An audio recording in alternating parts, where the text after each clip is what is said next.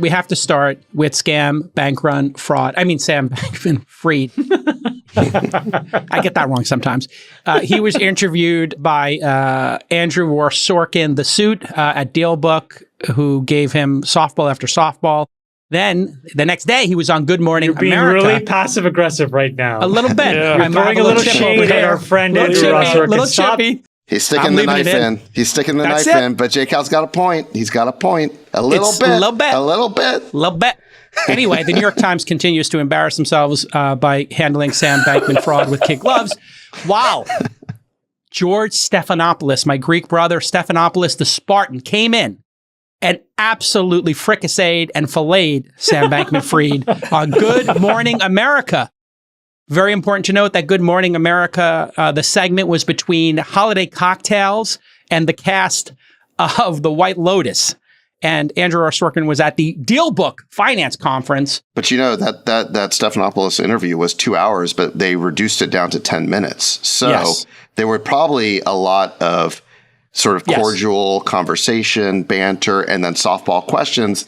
And then he does stick the knife in and does the fricassee, but he cuts out all the other stuff. So he just gets it down to the 10 minutes. What Stephanopoulos did to him was extraordinary in that he said over and over again, in the FTX terms of service, you cannot touch the user accounts, but you at Alameda were taking them and you were loaning them out. I don't know who is advising Sam Bankman-Fried at this point, but why he is talking so much. He was also on a 2-hour Twitter Spaces after all this. At this point, Sachs, what do you think is going on here in the mind of Sam Bankman-Fried and also the media, which seems to have a very variable way of dealing with this obvious fraud and crime? Right. Okay. Well, you know, I can speculate about SBF. I think if there is a strategy here, it is this. He is basically copping to criminal negligence in order to avoid the more serious charges of fraud. And I think, again, if there's a strategy here, it is he saw himself being defined as Bernie Madoff 2.0 in the press. And if that image, which may well be true, cemented around him, then prosecutors would never stop. They would never accept a plea that basically gave him anything less than a Madoff-like sentence, which would be, you know, decades in prison, maybe a life sentence. So he is out there doing what lawyers would tell you never to do, which is basically incriminate yourself, create more of a record. But he's doing it to change the public perception, maybe muddy up the public perception, get people thinking that, okay, he, you know, he's admitting he did something wrong, but it wasn't deliberate. It wasn't fraudulent. It was just basically carelessness or sloppiness. And if he succeeds in muddying the waters enough, then maybe the prosecutors will give him a plea deal that allows him to have his life back at some point. I think that would be the crazy like a fox explanation of what's happening. Now, there is, you know, an alternative explanation as well, which is I just think that these types of guys, you could call it, you know, a narcissistic fraudster, they think they can talk their way out of anything, you know? Because they have. They have. Yes. You know, they've talked their way into getting hundreds of millions of dollars of investment. Billions, in some cases. And so they just feel, and they've been trained by employees, partners, investors, the press, that they can talk their way out of any of this stuff. I think, the average person is not really used to dealing with one of these personality types who they clearly are smart and they're articulate and they know what to say and they're crafting their words. What they've learned through their life is that if they use the precise magic words with a person, they can pretty much, you know, convince them of anything, get them to do anything. And in particular, I would say investors tend to fall for this, not because investors are dumb, but because investors are so clear about what they're looking for and what they want. They're predictable. Yeah. Like VCs especially, we're looking for the 100x outcome or whatever. So it's easy for this type of personality to construct a story to essentially stroke the erogenous zones of a VC. Whoa. Yeah. And sort of trick them. And so there is probably a positive reinforcement loop that gets created in the minds of one of these people and they start to think that they can basically talk their way out of any situation. So I think that would be part of what's going on here. And, you know, if you look at sort of the tactics that he's using to do this, all of a sudden he's trying to portray himself, before this, he was portraying himself as the smartest guy in the room. Now all of a sudden it's this babe in the woods impression where I didn't know, it was my subordinates, I wasn't really in control, that was somebody else. Better. Yeah. Right. Each individual decision, he says, looked sensible to him. It's just it all added up to something he didn't anticipate. Like, really? Loaning yourself $1 billion of basically the company's money, which was basically customer money, that seemed reasonable to you. I don't know how you defend that individual decision, and there's many like that. But this is sort of the narrative that he's trying to construct. And let me stop there. But I think there's a lot more that can be said to dismantle the narrative he's trying to create. But I want to let other people get in What's your take on this? And then Freeberg, can I make a comparison to SBF and Trump through the lens of the media? So if you go back to 2016, Donald Trump violated every single establishment bias that these left progressive journalist elites had. And so they basically just attacked. But then you went into the election and there was a very clear data point that said whatever you thought was at best limited, and you missed the tone of the country. Because 50+% of the country held a very different view about this person. And instead of taking a step back and then the left media, the mainstream media, re-underwriting and learning and then saying, you know what, mea culpa, I got this wrong, they just doubled down. And they said, no, it still doesn't meet our priors, and so we're just going to ring fence this problem, and we're going to just try to destroy this issue because, we want to control the narrative, and by result, we want to control power.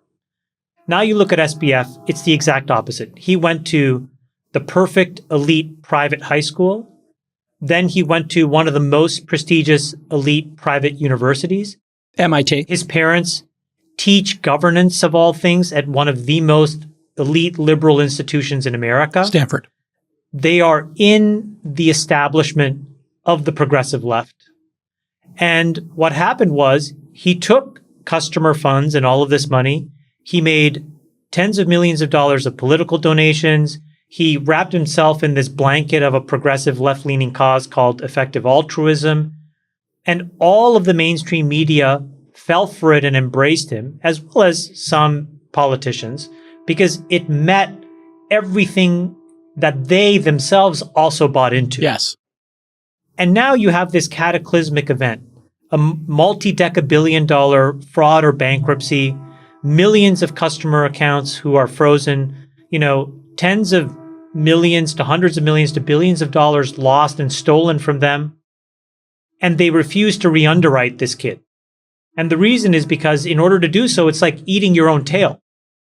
And that's why they don't want to do it. And so this is why you have the media basically allowing him to do an apology tour. Now, this is his second time at manipulating them. The first time he was able to manipulate them by basically being one of them. And now he's allowing them and their desire to basically protect themselves so that he can create some kind of a defense for himself. And I just think the whole thing is gross because it misses the entire mood of the nation. This is an enormous financial fraud that was perpetrated on tens of millions of people. And there's no accountability because in order to do so, the media would effectively have to admit that they missed it and they got it wrong. And they refuse to do it. And I think that is the really big problem that nobody is really speaking out about is like, well, if these folks are meant to be the last stop to make sure that there's truth and honesty and transparency in society, and you can't count on them, and in fact, they're just going to reflect their own narrative, what is one supposed to do to learn the truth? In a way, what you're saying, and then we'll go to you, Freeberg, is this fraud was encased in all the gilded facade that America hates right now. It reflects the institutional rot of America. It reflects every single aspect of institutional rot that every non-elite talks about all the time, but elites, when they have those labels, will refuse to give up. And just to add to that, the thing that's missing, I'd say one of the big issues with the institutional rot in our country is the lack of accountability when somebody gets it wrong. We saw this with COVID, right? The health establishment is saying that they want amnesty. Yeah. And Atlantic Magazine was willing to give it to them. So the point is that this class of people think that when they get it wrong, that they're the experts, but when they get it wrong, there should be no accountability. And so, Chamath, to your point, the media and these institutions are not willing to re-underwrite SBF when he so clearly is a fraudster. Freeberg, what do you think of this theory? You had a large amount of donations to politicians. Obviously, you have coming from Stanford, MIT, et cetera. And then you have these investments, gifts / advertising / donations to ProPublica, Vox, this new publication, Semaphore, The Intercept, that have all been uncovered now. Did he do this paying off of all the elites, splashy cashy, giving money to everybody because he knew he was doing a fraud and that this is evidence of this is a premeditated fraud? Or do you think this is a deranged individual who just was seeking status? I don't know. The motivate. There's a video you can watch of this guy. For some reason, FTX has left up all of their videos on YouTube from 3 years ago called Quantitative Trading, 7,500 sell wall of Bitcoin on Binance. It's a 17.5-minute YouTube video of SBF trading arbitrage across markets. I think it provides probably the best, natural, non-scripted insight into this guy's behavior that you could see, because it's not like him being interviewed. It's just him living in his world. And he's just, a mouse trying to get a piece of cheese. He's, he's out there, he's, scrambling around in the markets. He's finding edges, he's finding advantages, and he's clearly just taking advantage of them all day, every day. That's who he is. Now, you put a person like that in an unregulated environment, and there was this clustering demand for an unregulated environment because of a lot of what you guys are saying, which is people have this disdain for the elitism and the institutional rot and all these things. So Bitcoin emerged as a solution out of 2008 to the what felt like institutional rot that governments have a key role in. But when you have no regulation and you have no trusted central authority involved, mice that are trying to find cheese will rule the day. And I think that's what happened here. If it wasn't this guy, it was someone else. It was going to be someone else. And then all of a sudden, everyone's clamoring and saying, hey, we needed the government to protect us. No one protected us. Someone's got to save us. Where are the regulators? Where are people that are supposed to keep an eye on this stuff? When the whole premise of so much of what was being sold was non-regulatory regimes, was openness, was peer-to-peer trust protocols. And it turns out that in that sort of an environment, the mouse that is hungriest for the cheese will get the cheese. And that's exactly what happened. And I don't know how much of it was I don't agree with this. Him saying I'm creating intentional fraud, which certainly seems to be the case, versus him saying I'm going to pay these guys. I don't know how much of it was even that intelligent.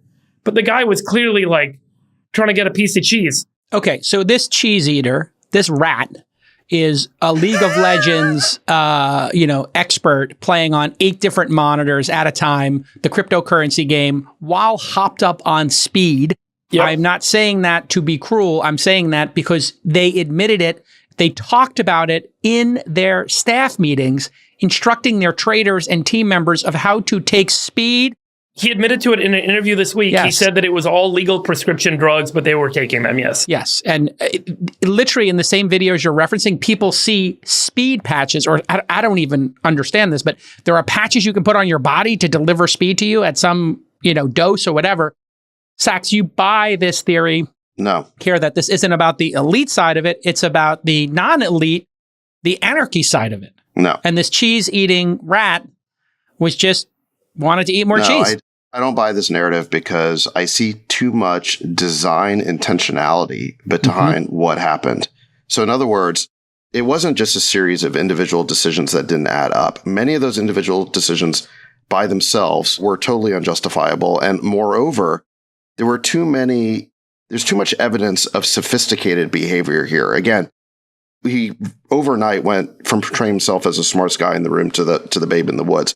And so, for example, when you look at the construction of all these entities and the corporate org chart, of all the related entities, it's a very sophisticated attempt to obscure and construct certain, protections when you look at the way that Alameda was exempted from the normal margin requirements on FTX, there was the so-called backdoors. There was intentionality there. There was intentionality in terms of who was hired to staff these organizations. Again, they hired, wasn't hired. No board, no CFO. Yeah, the exactly. omission is also crazy. The guy who was in charge of compliance, what like Chamath talked about in a previous episode, was the guy who was involved in the ultimate bet poker cheating scandal. You know, not the exactly super mode. Yeah, exactly. Right. Or look at this goofy goofball, Caroline Ellison, who was put in charge of Alameda, right? His girlfriend. It's being done for a reason, right? He's setting it up in a certain way. And, you know, the one time I interacted with him at this tech conference, he was sitting there holding court and he had all of his minions around him who were following his orders. This was a guy who was controlling his business. He was making the decisions at, I think, a task level.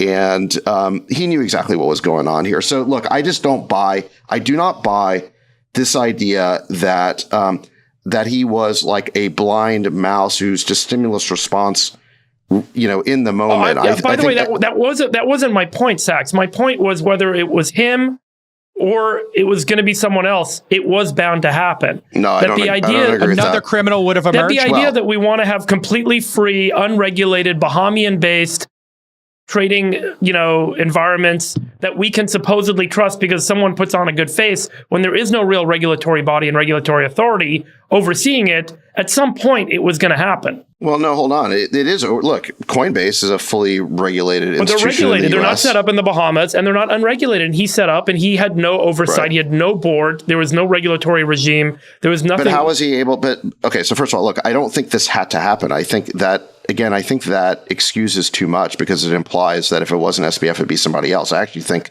that this was a highly concerted effort. Listen, he courted regulators. He donated to politicians. He courted the media and donated to them. He was really good at it. He was really good at it. He was unusually good at it. No, and I totally agree on that. Yeah, super smart, super connected, really thoughtful design on how he committed this, on how he did this. I only think an insider could have pulled off something at this scale. I agree. See, this is where Chamath, you're exactly right. I think you needed to be level an of insider. cynicism here is he knew the playbook, and he admitted it. You pointed this out with the chats that were released, where he said he. Yeah, look, I mean, just like The he chat. Look how like convoluted and intertwined all these people are. Like Gensler's intertwined with the parents. Yeah, parents apparently bundled a bunch of money to Elizabeth Warren. You know, he was dating the CEO of the business that he owned 90% in. There are all these other random shell companies that he owned 100% of where they were lending back and forth hundreds of millions to billions of dollars. Yeah. To David's point, that is a sophisticated con that you have to architect. And the way that he was able to get away with it is that not a single reporter or regulator thought to dig in.